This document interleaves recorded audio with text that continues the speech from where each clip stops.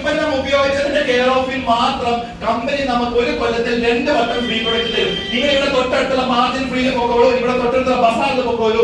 നിങ്ങൾ അവിടെ ഒരു ഉൽപ്പന്നത്തിന് മേലെ ഫ്രീ എന്ന് കണ്ട് നിങ്ങൾ അത് വാങ്ങിക്കഴിഞ്ഞാൽ കമ്പനിയാണ് തീരുമാനിക്കുന്നത് നിങ്ങൾക്ക് എന്ത് ഫ്രീ തരുന്നത്.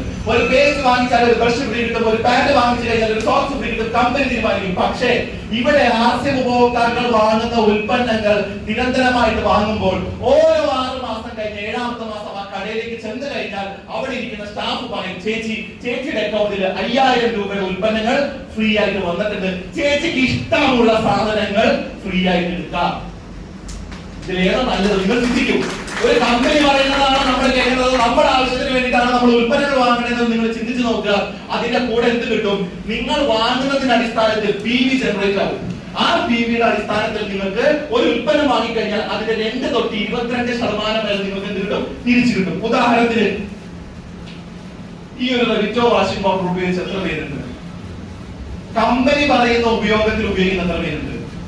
കമ്പനി പറയുന്നത് അലക്കാൻ വേണ്ടിയിട്ടാണ്, അലക്ക് മാത്രം ചെയ്യുന്ന എത്ര പേരുണ്ട്?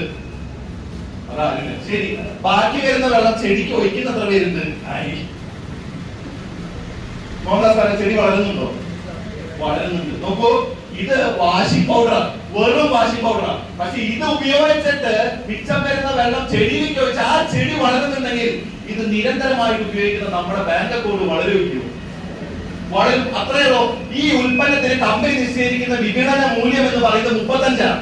ആ 35ന്റെ 45% വരെ നമുക്ക് കിട്ടാനുള്ള അർഹതയുണ്ട്. അതായത് 16 രൂപ ഒരു റെവിറ്റോ വാഷിംഗ് പൗഡർ വാങ്ങിക്കഴിഞ്ഞാൽ നമ്മുടെ അക്കൗണ്ടിലേക്ക് വരുത്താൻ സാധിക്കും. മായമല്ല, മന്ത്രമല്ല, ഒറ്റ കാര്യമേ ഉള്ളൂ. പൊതുമാർക്കറ്റിൽ നിന്ന് വാങ്ങുന്നതിന് പകരം നമ്മൾ വാങ്ങുമ്പോൾ ഇതിലെ ഇടത്തട്ടുകാരും പരസ്യക്കാരും വിപണന സംവിധാനം നടത്തുന്ന ആൾക്കാരൊക്കെ നമ്മളായതുകൊണ്ട് അതിന്റെ അധ്വാനത്തിന്റെ തുക നമുക്ക് എന്ത് കിട്ടുന്നു?